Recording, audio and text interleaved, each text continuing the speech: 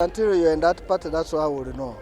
First of all, the party is going to have a meeting on 6th, basically to elect the members of the National Executive Committee, which includes the chairman of the party.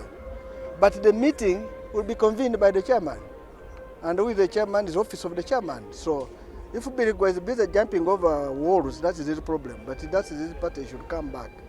I can tell you that meeting is not illegal, it is well, but you are aware, elections are sanctioned by a National Council, they were sanctioned.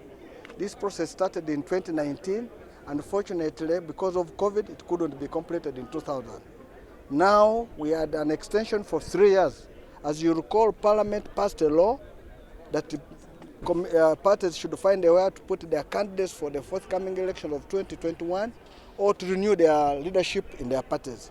We had an extension for 3 years, and that meeting of National Council took place on 8th October 2020. The 3 years will end on 7th October 2020. If you go beyond the 7th, that means the leadership would have expired. So that's why the leadership of FDC is renewed from the grassroots, from the village, parish, sub-county, constituency, district. All those have been done. Now the next one is the one delegates meeting to elect the members of the National Executive Committee, which will take place on 6th. So who is saying is illegal, they are the people who are themselves are illegal. I can tell you, come on that day, you will see the meeting to be conducted and the elections will take place. They want to evict you from Najjanankumbi. Apparently you don't have a land title of Najjanankumbi. Where is the land title? Where?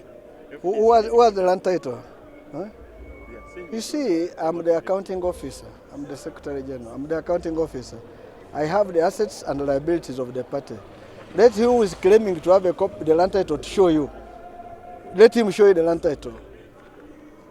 I can tell you, Najjanankumbi is the property of the Forum for Democratic Change.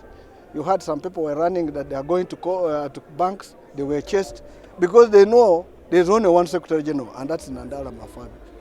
And I'm here. I'll hand over to the next Secretary General on 6th. Olukiiko lugenda kubeerawo.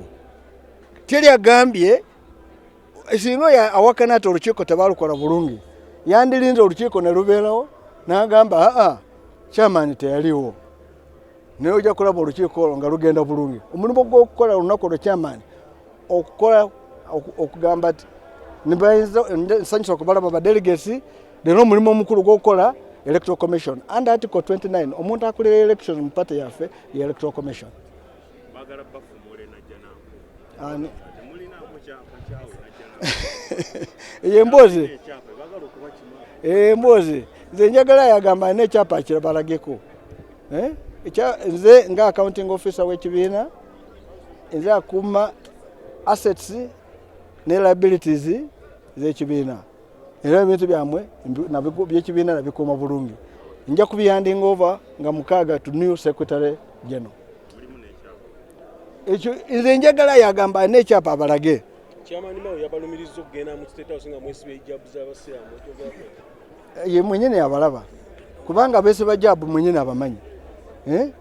Kubanga abantu nze sisobola okugamba nti omusajja omukulu oba omukazi omukulu mutereke wange. Yenna alina okukola kyayagala. Kati bo abagenda kabagenda. Kuba Mao naye oba agenda nga yeesiba ejjabu basisinkanira yeyo. At least ajja kugamba ati yandabayonze.